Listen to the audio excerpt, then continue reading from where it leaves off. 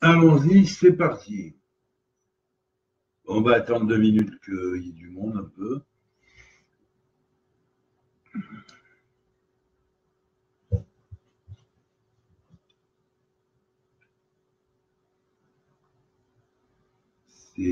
Ça va être un cours sur Rosh Chodesh Nissan. D'abord, Rosh Chodesh Nissan à tous. Et donc, bonne tête d'année astrologique sous le signe du Bélier, qui est le point de départ du Chodesh Aviv, c'est-à-dire le mois de l'équinoxe de printemps. Alors, bonjour Emmanuel, ça me fait plaisir de te revoir. Un moment. Donc, on va traiter de Pessah, et un petit peu, hein, bien sûr, et voir la symbolique du mois de Nissan. Alors déjà, je veux préciser que le mot Nissan, c'est le nom chaldéen du mois du Bélier. Il contient la racine Nes, qui veut dire miracle, Sen, qui est la racine de Sné, c'est-à-dire la motivation qui a poussé au miracle. C'est quoi? Effectivement, Moshe a été contacté dans le Sné, c'est-à-dire dans le buisson ardent, et il va aller sous le signe du Bélier, c'est-à-dire sous le signe de feu, comme le feu du buisson ardent, sortir un peuple au sein d'un peuple, c'est-à-dire sortir un peuple de l'esprit qui doit naître, qui du sein d'un peuple représentant à cette époque-là la matière et l'emprise de la matière et l'emprise de la, on pourrait dire, de la prison mentale, car c'était ce que représentait l'Égypte à l'époque, Mitzraïm à l'époque. Alors bien sûr, on va d'abord analyser le terme Nissan. Hein, on sait que Nissan contient aussi les lettres de Sinaï.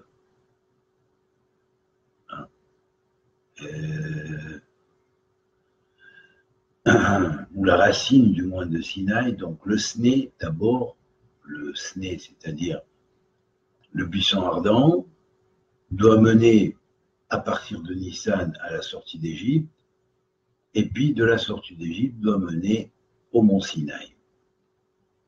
C'est la raison pour laquelle la valeur numérique du mont Nissan, qui fait 170, est égale à mi-Sinaï. Mi-Sinaï, c'est-à-dire qu'ils devront recevoir la Torah au Sinaï. Alors ce mois-là, vous pouvez, si vous avez l'occasion, de vous procurer ce livre, le Bnei Yishachar, c'est un livre extraordinaire. Il a été réédité en plus, magnifique, avec en alphabet bien chouri, bien carré.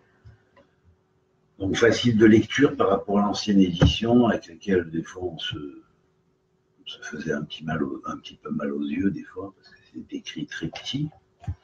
Mais c'est un livre extraordinaire de l'astrologie kabbalistique. C'est-à-dire qu'il donne tous les pratiques.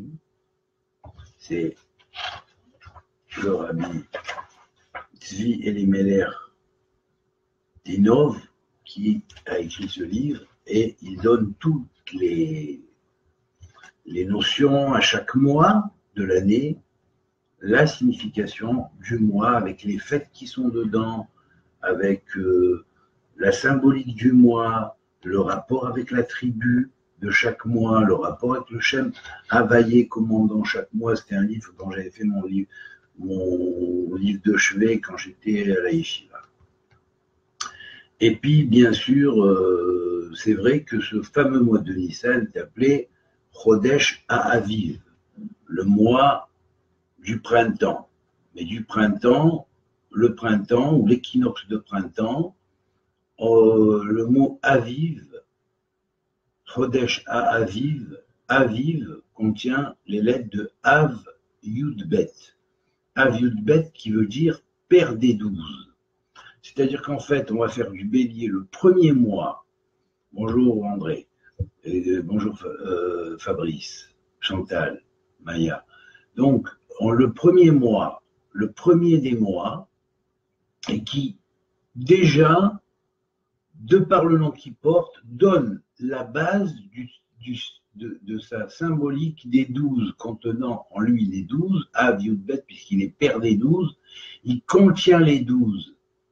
Il est père des 12, et chacun des 12 va devoir contenir les 12, qui va faire après 144, qui est le nombre parfait représentant l'unité de toutes les tribus, car chaque tribu pourra atteindre sa Kalelut, c'est-à-dire sa totalité de réalisation lorsqu'elle réalise à la fois elle-même avec le projet divin qui est en elle, mais en fait, toutes les autres aussi sont en lui.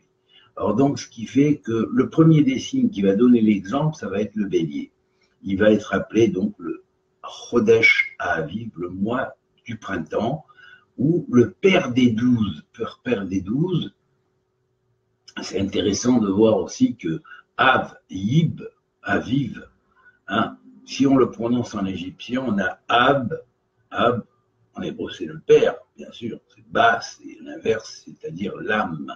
L'âme nous vient du Père, elle descend par le Père et elle vient du Père céleste qui est aux cieux. Et puis Yib, qui est le cœur en égyptien.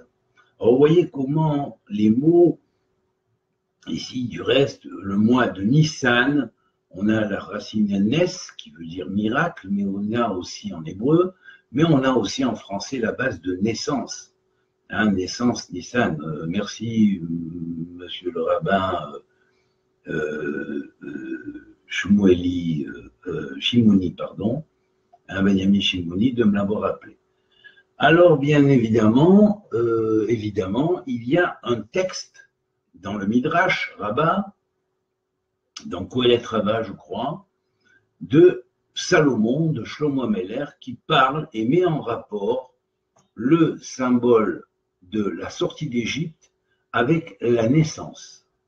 Donc, vont en parallèle la sortie d'Égypte avec l'entrée en Égypte, puis la corruption, puisqu'il va y avoir l'esclavage, et puis la naissance du peuple d'Israël qui va ressortir avec l'Égypte spirituelle en lui, ou l'Égypte des deux origines qui avait été encryptée et encodée par Hanor, le grand maître de la tradition.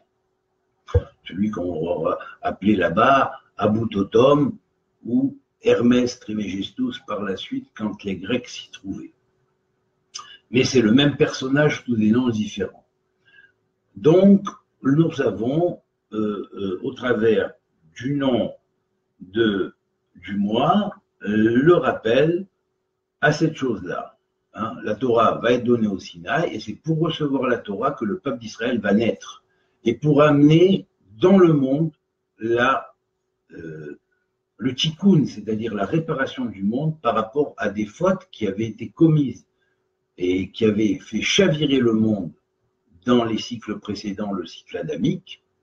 Et donc le cycle adamique a été programmé pour recevoir la Torah, qui est la clé de la rédemption du monde, et du tikkun, c'est-à-dire de la réparation par rapport aux erreurs faites dans les cycles précédents, notamment les cycles atlantéens, lémuriens et compagnie. Bon.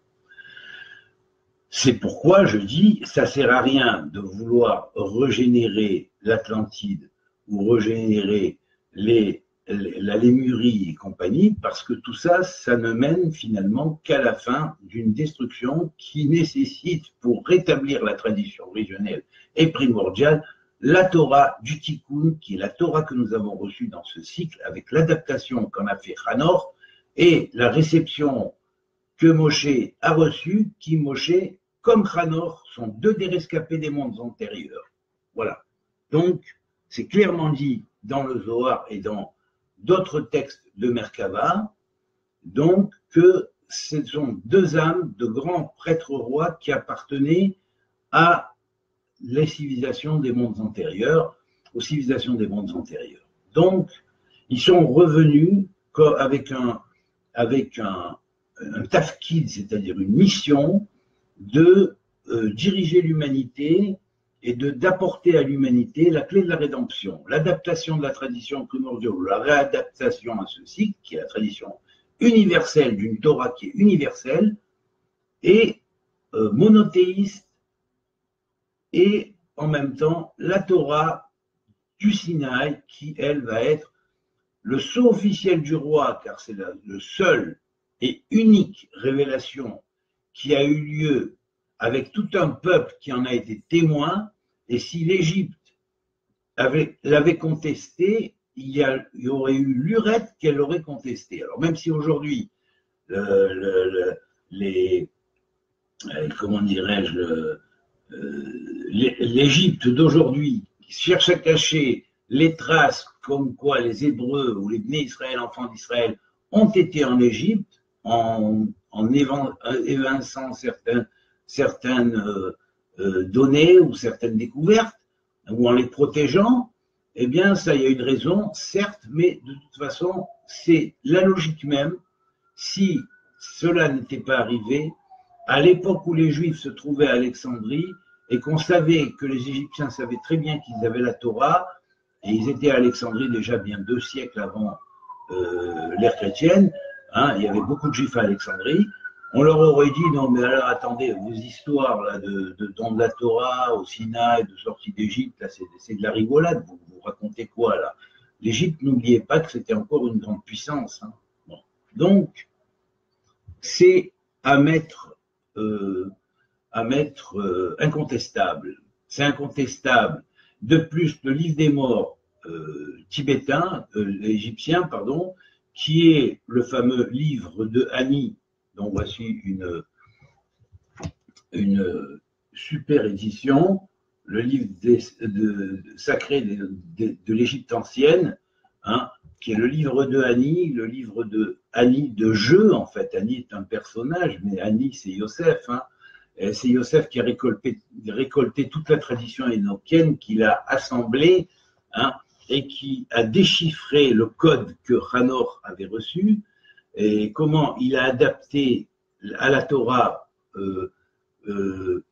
à la Torah du cycle, la Torah première ou tradition primordiale, et a confectionné le système égyptien qu'il a mis en mode et en place à partir de la Torah du Tikkun, et ça fasse grand mal aux adeptes de Atlantis ou aux adeptes de Memphis Mitzrayim, la loge maçonnique de Memphis Mitzrayim, je regrette, mais ça, vous n'y échapperez pas. Voilà. Le livre de Ani, il y a 10 000 preuves dedans, comme quoi c'est bien Yosef qui a réuni la tradition du livre de Ani, et que Ani, Yosef, quand il se révèle à ses frères, c'est pas pour rien que ce nom-là a été choisi, c'est un personnage fictif.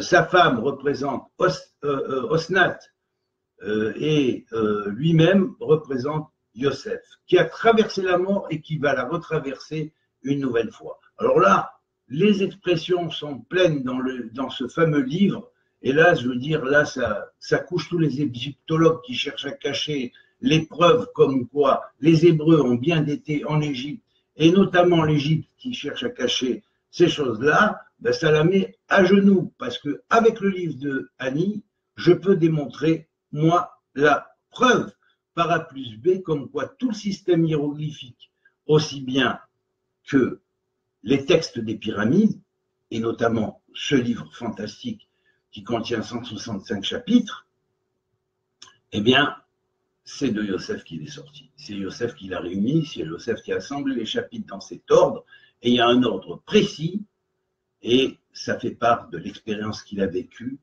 depuis sa descente dans le puits, depuis sa vente quelque part, descendre dans ce monde, et le fait qu'il se soit après fait reconnaître par Pharaon comme le Pharaon d'en haut, puisque Pharaon lui a dit hormis mon trône, il n'y aura personne au-dessus de toi. Tout le monde sait que le Pharaon en Égypte est le symbole d'Osiris incarné. Donc il reconnaît Yosef comme l'Osiris céleste effectif. Voilà.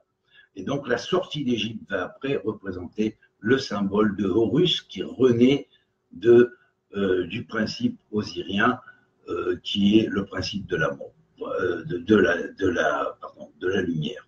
Alors bien sûr, hein, et la lumière qui jaillit de la mort et qui traverse la mort et qui traverse la vallée de la mort.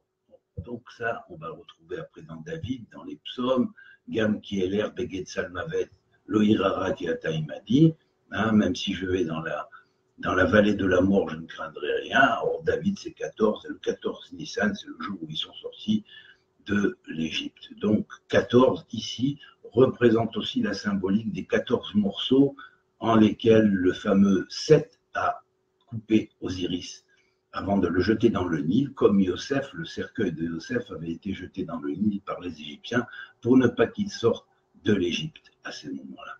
Mais, effectivement, lui représentant le bœuf, hein, ou le miaou, hein,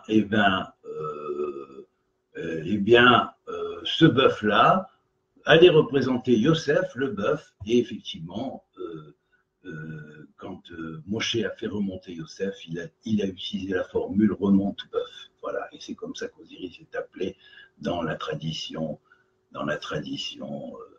égyptienne, ancienne. Voilà.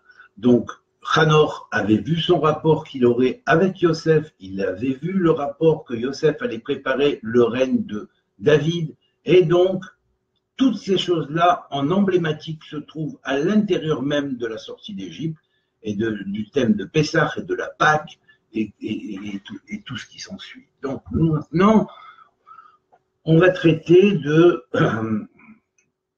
du thème du fait que le mois de Pessah, qui tombe au mois de Nissan, combien fait Pessah? 148. Alors 148, c'est la valeur numérique de Nitzri. Effectivement, Moshe, représentant la sphère de Netzach, va amener le peuple d'Israël au monde de Nitzri. Au monde de Nitzri, c'est-à-dire le monde de l'éternité, réalisation du livre de Hani, hein, dans ces chapitres. Donc Moshe, avec les enfants d'Israël, vont vivre le livre de Hani, et c'est pourquoi beaucoup des mages égyptiens et des adeptes et des scribes et des anciens de l'Égypte qui tenaient encore les bases de la tradition originelle primordiale de l'Égypte ont suivi les enfants d'Israël. Voilà. Parce qu'ils savaient que c'était la prise d'une autre forme, si on pourrait dire. Mais la forme importe peu. Ce qui comporte l'essentiel, c'est le fond.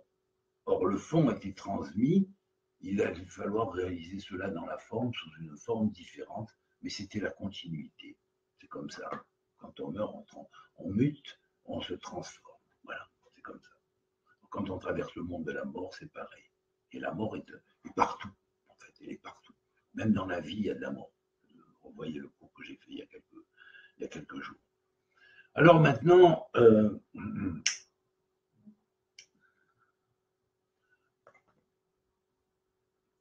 si nous prenons le nombre correspondant au Yudalet Nissan, qui est précisément le soir même de la Pessah, du Pessah. Alors, le Yudalet Nissan fait en valeur numérique 184, excusez-moi, 14 plus 170, 184. Or là, nous avons la valeur numérique de Yamim Hanor, ou les jours de Hanor, ou Zman Ba Hanor, au temps où Hanor était venu poser en Égypte les critères comme quoi un jour il sortirait, grâce aux matériaux qu'il avait transmis sous son nom égyptien, que Yosef a su déchiffrer, décrypter toutes les 5041 hiéroglyphes, parce qu'il y en avait 5041, vous enlevez le zéro, il reste 541, c'est la valeur numérique de Israël. Israël est le fils de l'Égypte, la continuité de la tradition égyptienne de lumière de l'Égypte primordiale. Voilà ce qu'est Israël à son origine. Et donc, il est le fils de l'Égypte. Voilà. C'est la raison pour laquelle, de la même manière que quand on ne veut pas venir s'incarner, on vient s'incarner contre notre gré ou avec notre gré. Et c'est exactement pareil. Si Jacob et sa famille n'avaient pas voulu descendre en Égypte, il est marqué dans le Midrash, Dieu les aurait pris et les aurait amenés avec des chaînes de fer en Égypte, car ils devaient descendre, c'était le symbole pour eux de l'incarnation, quelque part. et du décryptage de la chiffria génétique, c'est-à-dire de la fameuse, comment dirais-je, du code génétique et de la bibliothèque génétique. Or, très intéressant parce que dans ce fameux Midrash de Salomon, où il met en relation la naissance avec la sortie d'Égypte, eh bien, il met aussi en relation le monde primordial d'avant le jaillissement de la lumière au moment où il se trouve à son état chaotique, avec le moment où jaillit la lumière. Donc la naissance égale la lumière, où la vie après la mort, lorsque l'homme va aller dans la maison de vie, c'est-à-dire, c'est comme ça qu'on appelle en hébreu le cimetière, la maison de vie, Bet Haïm, il va continuer la vie après la mort, mais cette vie après la mort, bien, c'est une vie qui va aller vers le Nitzli, vers l'éternel, vers les choses éternelles. Alors bien pour ça, il faut qu'il soit paré, il faut qu'il ait étudié, qu'il ait médité pendant sa vie, qu'il se soit déjà préparé à passer le grand passage qui est très difficile. Et là, c'est vrai, donc il devra affronter certains périls, et donc ces périls sont expliqués plus ou moins dans ce fameux livre de ceux qui acquièrent la vie, et non pas le livre des morts comme on l'a traduit bêtement, hein, le livre de ceux qui acquièrent la vie éternelle. Eh bien, en même temps, donc, c'est le passage à ce monde Nitzri que Pessah est censé nous montrer.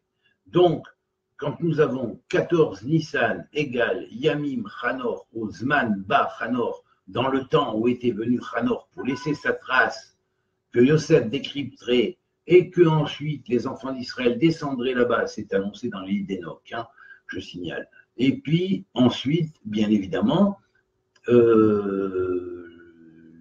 c'est écrit aussi dans l'île d'Enoch, ils sortiront donc de l'Égypte et ils iront recevoir la Torah, et tout ça est décrit, que ce soit dans le livre d'Enoch éthiopien, on en touche quelques mots, dans le livre d'Enoch dit celte, on en touche quelques mots, oui, celte, traduit en celte par Ram, hein, fils d'Abraham, et puis dans le livre d'Enoch purement hébreu, ainsi que dans le livre d'Enoch peu connu, qui est le livre d'Enoch astrologique, dont a parlé Rabbi Abraham Ezra, mais que nous avons aujourd'hui, grâce à Dieu, nous avons retrouvé.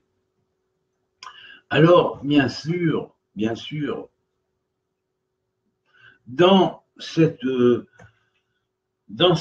sortie, dans ce parallèle que Salomon, le roi des sages, qui a reçu dans Malchut, c'est-à-dire dans le royaume inversé, parce que ce monde est un royaume inversé, un royaume qui, après la faute, s'est empreint de mort.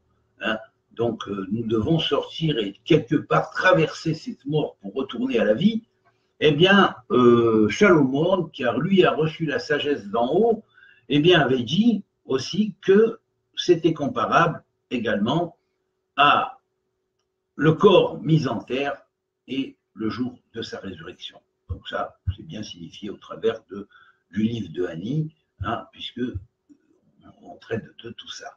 Et puis maintenant, bien évidemment, il donne un autre parallèle, et l'autre parallèle est très intéressant parce que c'est le parallèle de la Beitza, c'est-à-dire l'œuf. Alors l'œuf du monde, bien sûr, c'est connu dans toutes les traditions. On parle de l'œuf du monde. Il y a même un traité en hébreu que la tradition orale nous a transmis, qui est le traité Betza. Hein. Betza fait en valeur numérique 107, comme Magen David. D'ailleurs, Magen David, c'est l'étoile de David. Et effectivement, Betza va représenter la base même de la naissance, puisque l'éclosion de l'œuf va représenter l'éclosion à la vie du monde. Voilà. Et là, donc, chaque année, on pourrait dire du monde a sa propre Betza, c'est-à-dire ça amène son œuf, si on pourrait dire, c'est l'œuf qui est pondu par la poule, hein, dans sa symbolique mystique. Hein. Est-ce que c'est la poule qui a pondu l'œuf ou l'œuf qui a pondu la poule? Savoir est-ce que la cause était avant l'effet ou l'effet avant la cause. Tout ça, si vous lisez le livre de Hani, vous arriverez à comprendre pourquoi c'est comme ça. Et alors, et c'est très intéressant parce que le mot Beitzar, qui fait 107 en valeur numérique, comme Magen David, hein, eh bien, on voit que dans Beitzar, le Magen David, c'est le Magen David qui est désigné avec ses lettres, qui vont se former dans la matrice du Magen David. Le voici. Je vous l'approche un peu, vous voyez. Et puis là, vous voyez, j'ai mis des ronds sur certaines lettres, j'ai mis des ronds sur toutes les lettres en fait, j'ai mis des ronds. Et quand on compte les lettres telles qu'elles me sont apparues lorsque j'ai vu cette matrice, la première fois il y a près de 30 ans, eh bien, les ronds sont exactement au nombre de 107, qui fait la valeur numérique précisément de Magen David. Voilà ce qui atteste la valeur de l'alphabet hébraïque, de la chourite, et n'oublions pas que le 6 est à la fois un rappel aux 6 jours de création, où l'œuf du monde a jailli, mais est aussi un rappel au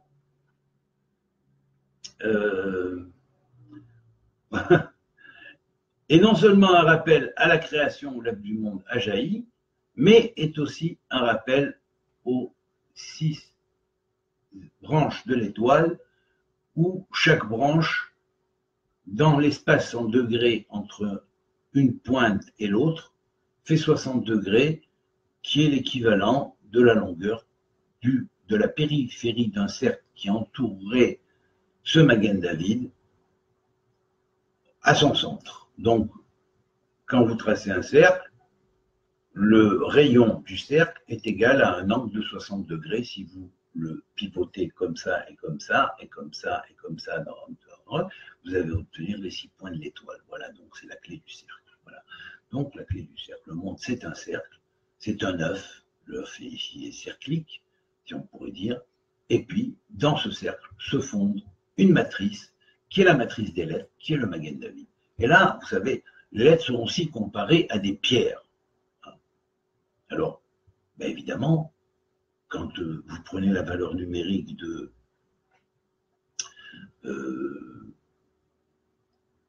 Habanim, les enfants, avec son kolel, avec son total de nom, ben vous avez la valeur numérique de Habanim, vous avez exactement la valeur numérique de 107. Donc ça veut dire que c'est génétique, hein, bien sûr. Havani, Abba, les pierres, alors cette fois-ci les pierres du père sont en valeur numérique égale à 107. Be'avane ima, dans les lettres, les pierres de la mer, les pierres, et les pierres ici sont comme un peu les lettres qu'on traçait sur les runes, puisque à l'origine c'était un alphabet runique, l'alphabet proto-sinaïtique, hein, et donc on les écrivait sur des pierres. C'est la raison pour laquelle les lettres sont comparées aux pierres. Et n'oublions pas quand même qu'il y avait quand même un livre d'Enoch celte. Donc, c'est logique. Et donc, quand les Havanim de Abba, ou le principe génétique du père, ou les chromosomes du père rentrent dans les chromosomes de la mère, ceux-là s'associent, on pourrait dire qu'ils forment 2 triangles, et de ces 2 triangles vont sortir les lettres de l'alphabet de la personne conçue cette année. Chaque année a son programme de formation, c'est-à-dire que chaque œuf de chaque année contient un programme spécial. C'est égal à Kelimba. Les récipients ou les réceptacles sont à l'intérieur même de cet œuf. Vous voyez le traité Betsa, là, quand on commence à le lire comme ça, il commence à prendre une portée autre que la portée pilpoulique, si on peut dire, de lecture du Talmud à premier degré. Vous voyez là, ça déjà, on rentre dans la génétique, on rentre dans la confection des âmes, dans la manière dont elles sont mourkavot, c'est-à-dire construites à partir de leurs lettres propres, car chaque individu a son système de lettres propres, et ce système jaillit à partir du système correspondant à la Betsa globale de l'année. Après, la Betsa de chacun, c'est-à-dire l'œuf de chacun, c'est l'œuf qui naît d'un œuf d'une année, c'est tout. Voilà. Et c'est comme ça que ça marche. Et alors, effectivement, c'est aussi Gematria en valeur numérique, Keva, comme le ventre. Alors, effectivement, le ventre de la mère qui va jaillir l'enfant, de là, Hein, c'est pareil, donc on va trouver tout ça dans Shlomo Ameler. Hein. Et on va aussi voir que la valeur numérique, c'est Yesod Zar, c'est-à-dire principe de fondement de quoi? De Zar. Zar, c'est quoi? Les 27 lettres, puisqu'il y a 22 lettres plus 5 finales. Voilà. Et le nombre des ronds qu'il y a pour confectionner toutes les lettres, je répète, est 207, comme Magen David d'ailleurs, duquel elle sort. Voilà. Alors l'hébreu, ça se tient, c'est pas de la rigolade. Hein. Voilà. C'est égal à Zmani aussi. Zmani, c'est-à-dire les temps. Hein, vous voyez. C'est égal à Kav Aleph, le Kav de l'un, c'est-à-dire le rayon. Vous voyez, puisque c'est la clé du rayon, le Magen David. Hein, c'est la clé du rayon. C'est l'angle de 60 degrés qui sépare deux pointes et est équivalent au rayon. Hein. C'est égal à Kli Availlé Ayé, c'est-à-dire le réceptacle de l'éternel est dans le je suis celui qui suis. Vous voyez? Et c'est égal à Pia des Arts, la parole du Zar, du Zeranpin. Alors ben voilà, dans la parole du Zeranpin, il va y avoir cette parole qui contient les lettres. Ces lettres sont comme des pierres qui construisent le monde et chaque individu qui naît devra naître comme cela, délivré avec l'ouverture de la bouche, comme en parle le livre de Annie. Hein. Alors quand on lui aura ouvert la bouche, alors à ce moment-là, il va parler et il va commencer à devenir le Verbe vivant et à construire à partir de là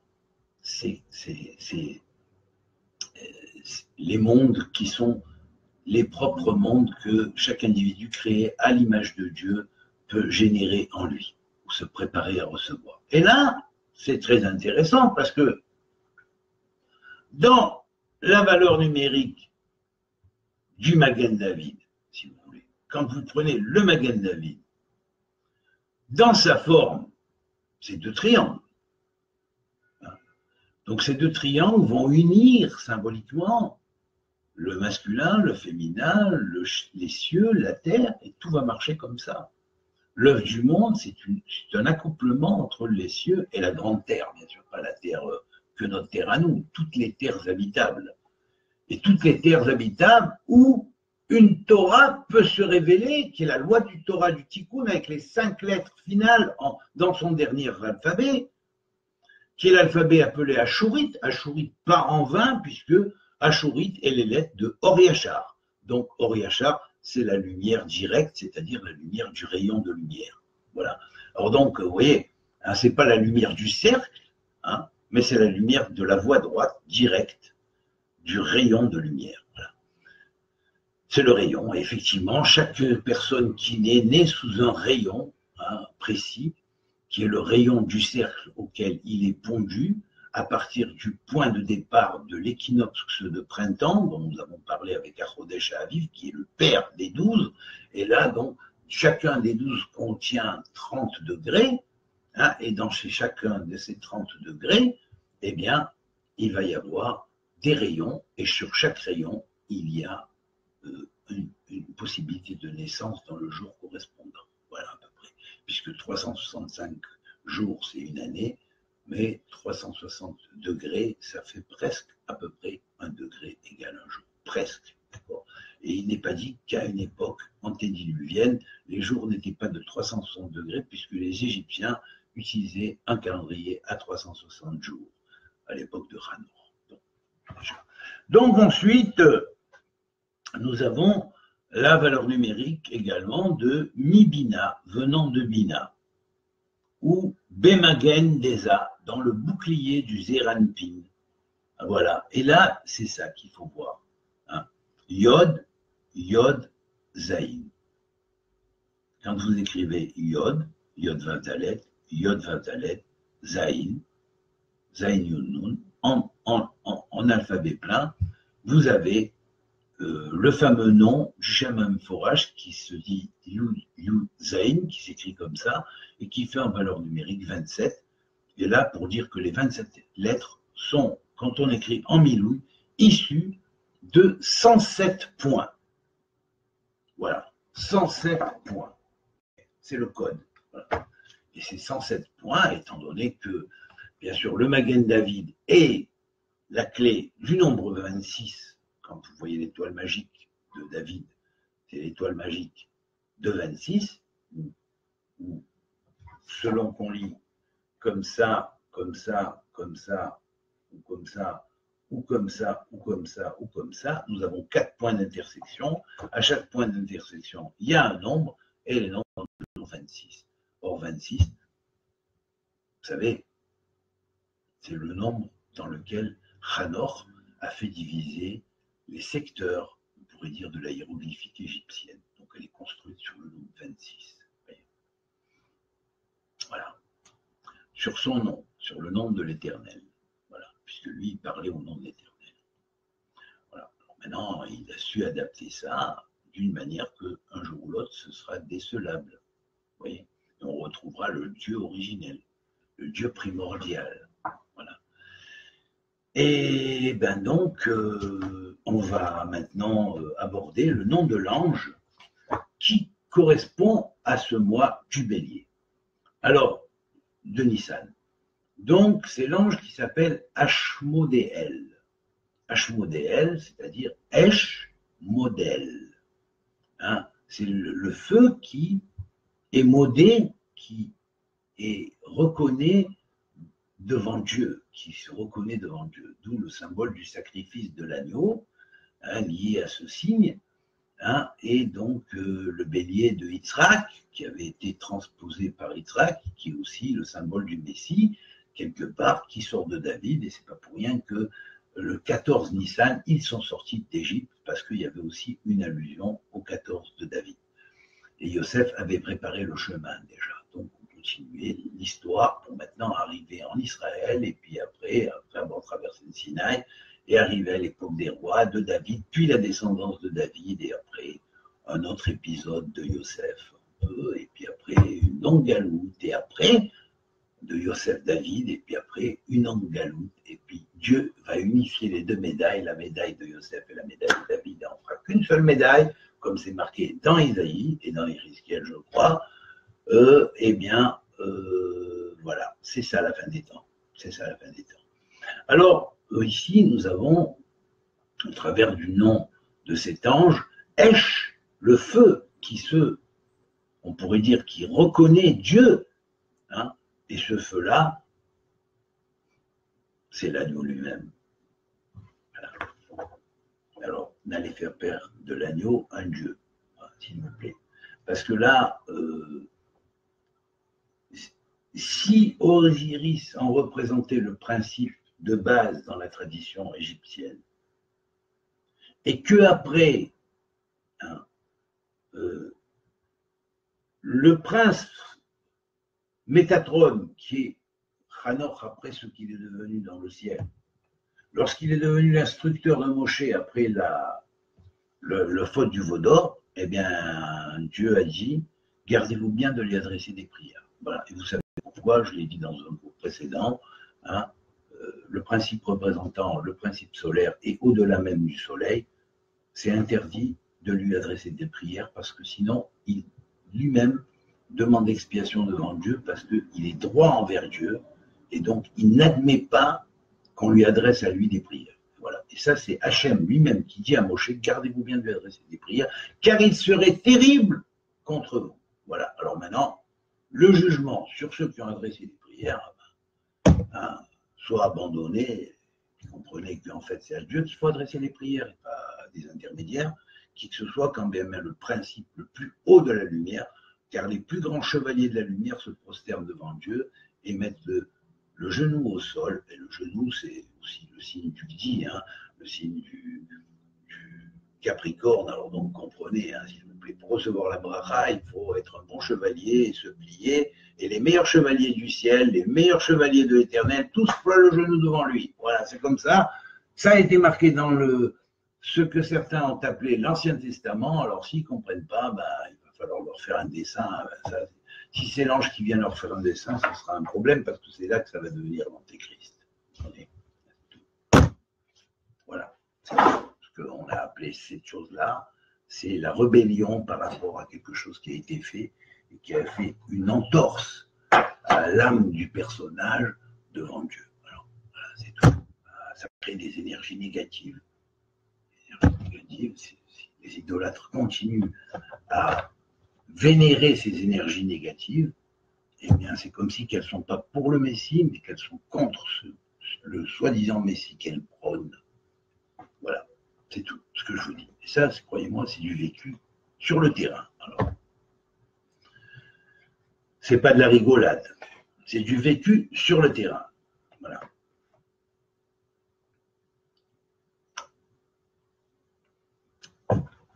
Alors maintenant, on va voir quelques choses telles que la lettre correspondant à chaque mois.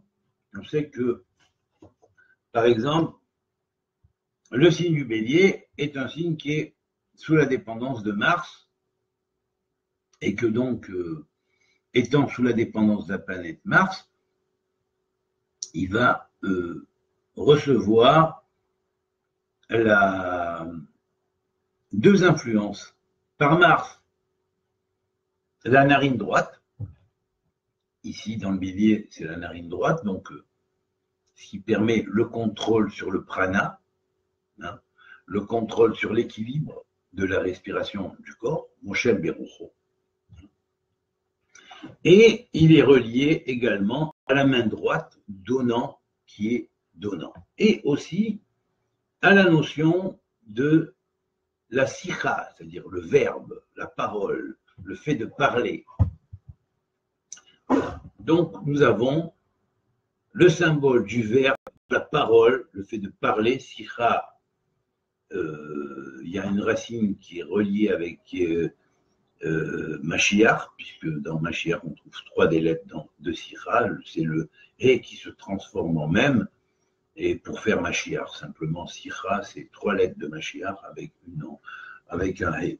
Alors que Mashiach, c'est les 3 lettres qu'il y a dans sikha avec un même. Voilà. Comme le même et le He sont très connectés depuis Adam, puisque c'est 40 l'une et 5 l'autre. Hein, donc, c'est vrai que si on divise par 5 le 40, nous obtenons 5 fois 8, 40, donc comme 8, le Mashiach est le 8e roi, donc automatiquement, il est relié à la sikha, au verbe et à la parole.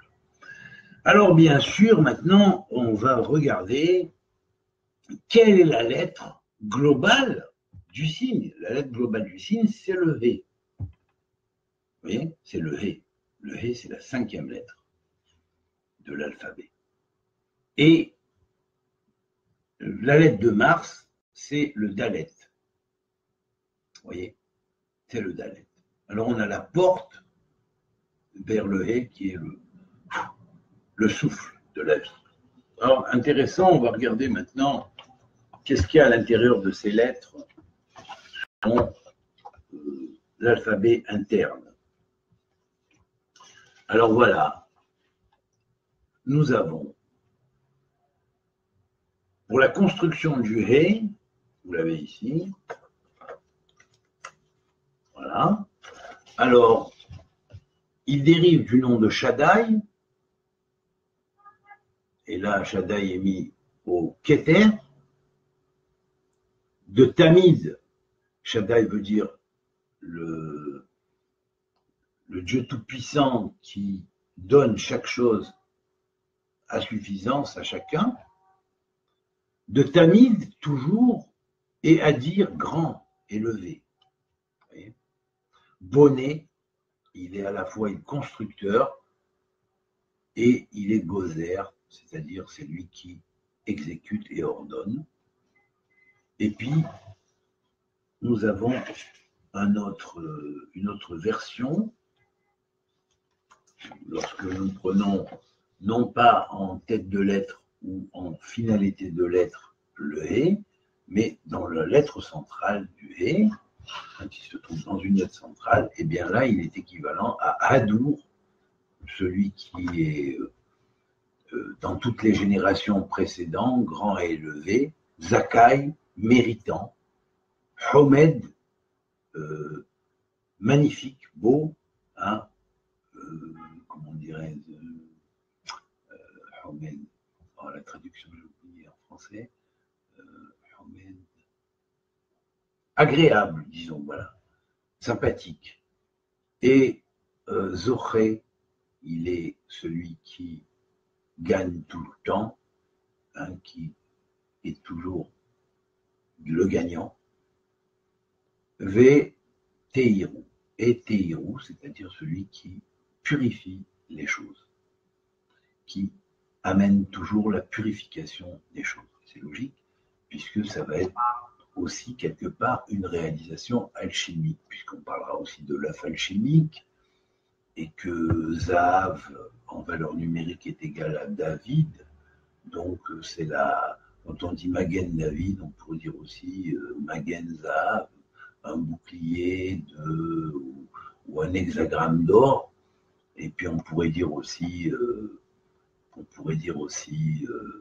pour 14 Nissan, hein, on pourrait dire que c'est le mois de l'or qui va se révéler au mont Sinaï.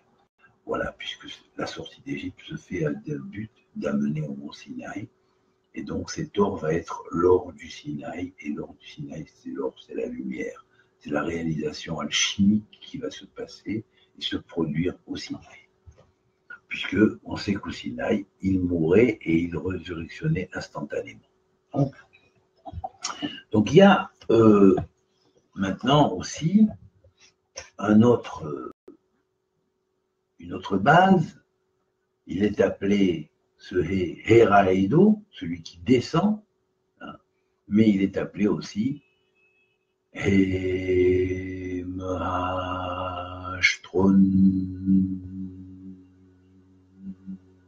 Et ces anges sont Michael,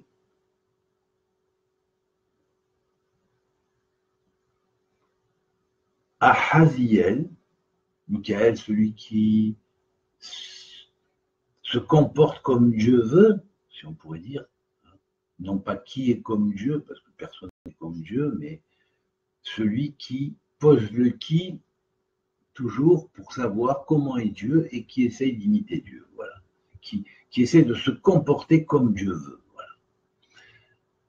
C'est pour la raison pour laquelle il est l'ange de la miséricorde, puisqu'il sait que Dieu est miséricordieux, donc il reproduit la miséricorde en particulier. Ça, c'est fondamental parce que sans miséricorde, les mondes ne se maintiennent pas. Donc, il est aussi le deuxième ange, Ahaziel, c'est-à-dire l'ange qui scrute Dieu, qui scrute vers Dieu.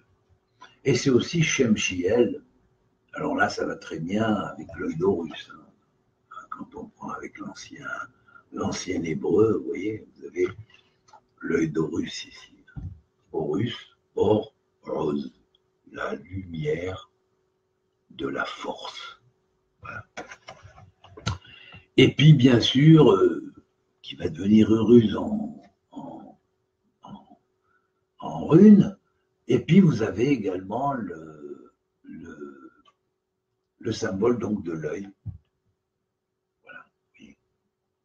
Voilà. L'œil. Ben oui, c'est lié avec la vue aussi. Et c'est lié avec la tête. Donc, la tête, on voit. Hein. Les yeux sont dans la tête, ils ne sont pas dans les pieds. Hein. Et puis, bien évidemment, c'est aussi lié à l'œil de lumière, c'est-à-dire l'œil qui voit la lumière. Voilà. C'est ce qu'ils ont vu quand ils sont sortis d'Égypte et qu'ils sont allés après au Sinaï. Voilà. Donc, on a retracé un petit peu les bases de l'égypto-hébraologie ou l'hébrao-égypto-israélologie, venant l'héritage du judaïsme originel, qui malheureusement s'est perdu aujourd'hui, mais que l'on doit retrouver à la fin des temps avec l'aide de Dieu. Voilà. Puisqu'il est dit que tout sera rétabli à la fin des temps et que tout va être, que tous les nœuds de l'histoire vont se dénouer et qu'on va faire de l'histoire une grande unité. Voilà, c'est ça le tikkun. Et ça, c'est la tikva de notre monde par rapport au monde qui ont précédé. Alors, continuez à vous baser sur les Atlantes, vous n'en sortirez pas. Voilà, c'est tout ce que je veux dire. Il faut prendre le bon qu'il y avait chez les Atlantes, le réparer, et puis c'est à travers la Torah que vous réparez le bon qu'il y avait chez les Atlantes. Voilà. Et si Hanoch lui-même, qui avait vécu là-bas et qui était un grand prêtre roi, a donné l'exemple en revenant dans ce cycle, dans le cycle du Tikkun et en participant au don de la Torah en tant que scribe du ciel, ben alors c'est pas vous qui allez vous opposer, hein, franchement, hein, parce que vous êtes vraiment des rigolos, hein, franchement, des rigolos. Voilà. Alors maintenant, les noms de Dieu qui correspondent parmi les 6 noms du Shem HaMeforach, c'est le nom de Vav Kevav, Yud Lamed Yud, Samer Yud Tet. Le 4e, c'est Aïn Lamed Mem. Le 5e, c'est Med He Shin, qui d'ailleurs contient les lettres de Moshe ou de Hachem. Et le 6e, c'est Lamed Lamed He, qui fait en valeur numérique d'ailleurs Adonai. Alors c'est très intéressant parce que lorsqu'on va chercher les anagrammes de ces noms, alors pour le premier, c'est Ve'ad Hatov Ve'odeni. Et celui qui est pour toujours est dans le bon, et le bon, Ve'odeni, me fait, on pourrait dire, séjourner dans des jardins d'Éden de lumière qui me donnent toujours une éternité, une perpétuité.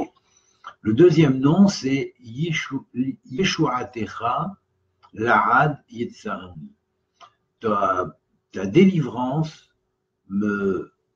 pour le toujours, m'a formé pour toujours. Le troisième nom, c'est un son initial, c'est Samcheni, Yashereni, Tahereni. Samcheni, ça veut dire soutiens-moi, Yashereni, rends-moi droit, Tahereni, purifie-moi. Et ensuite, le quatrième nom, c'est Azreni, Lemaran, Malchutecha. Renforce-moi et aide-moi par la grâce, si on pourrait dire, et en fonction de ton royaume. Le 5e, c'est Mem Min Hametzar Shivati. À partir du lieu de l'étroitesse, tu m'as retiré, donc délivré. Alors là, ça va bien avec le nom de Moshe. Hein. Moshe, puisque c'est les mêmes lettres que le nom de Moshe. D'ailleurs, c'est le nom qui commande l'Égypte. Parmi les noms, chaque nom commande parmi les peuples antiques, un peuple antique. Et puis aujourd'hui, la table a été mise à l'actualité du jour, bien évidemment. Avec les nouvelles transformations des points où habitent les hommes sur la terre. Ainsi que les religions et tout ce qui existe est classifié selon ce schéma HaMeforach. Voilà. Et ensuite, le dernier, c'est-à-dire le 6e nom qui commande l'espace qui va de 25 à 30 degrés du bélier, correspond à l'Itfilati, l'Etahinati, Akshiva. C'est-à-dire à ma prière et à mon supplication, écoute. Alors maintenant, je vais dire les 6 versets correspondants dans les psaumes de David à ces noms-là. Alors le premier, c'est Ve'ata Adonai, Magen Be'odi, ou Kevodi, Umrim Roshi. Vers toi, Éternel, tu es le bouclier de ma subsistance perpétuelle, on pourrait dire de mon éternité perpétuelle. Hein.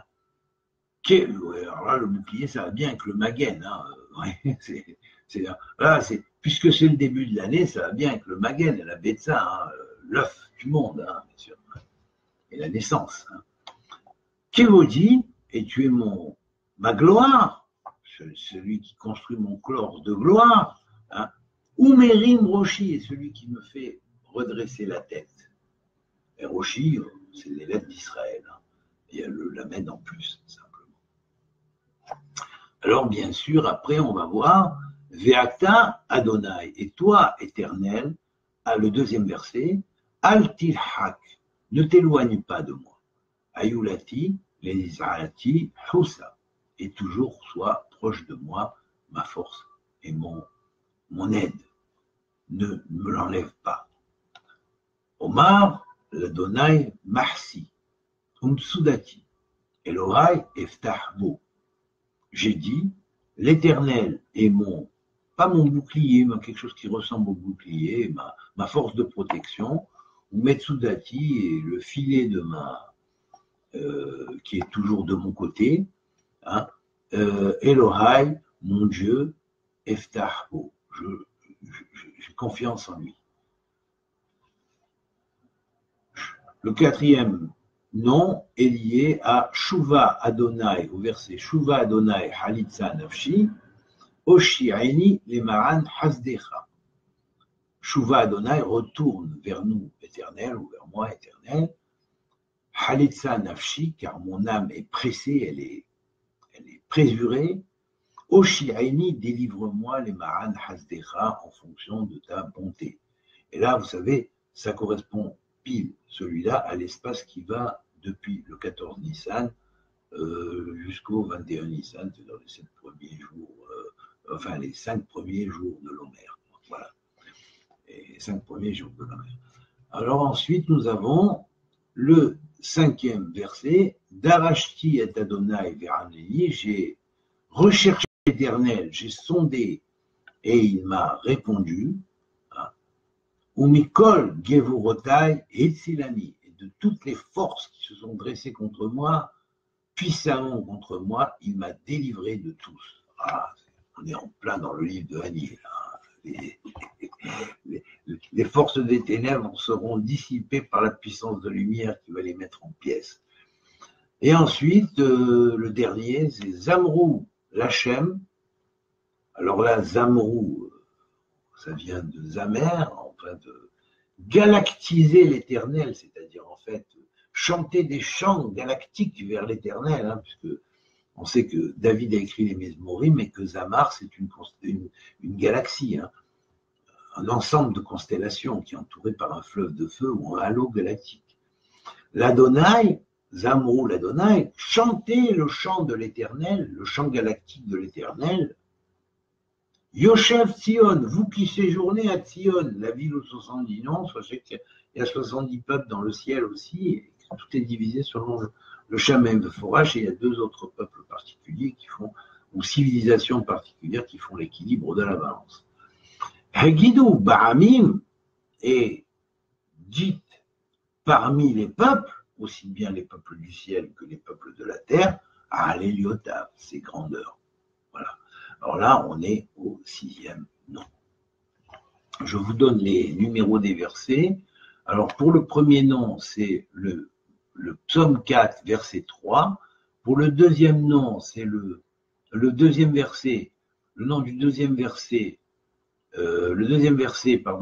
pour le deuxième nom est dans le psaume 20,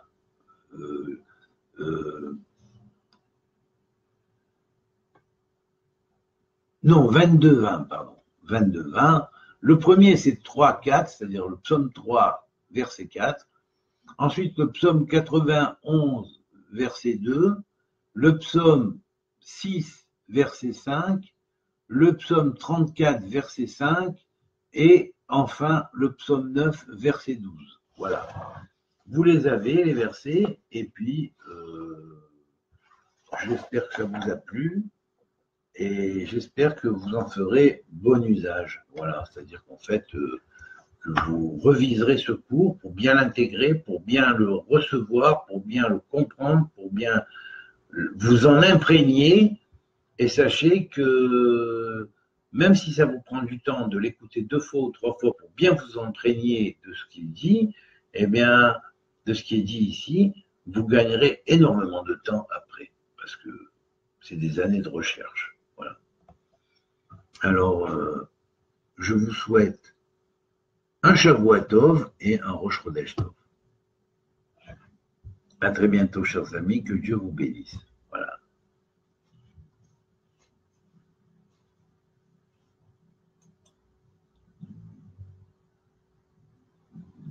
Merci. Allez, au revoir. Au revoir Joël, au revoir Dina. Salut Fanny. Salut Rachel.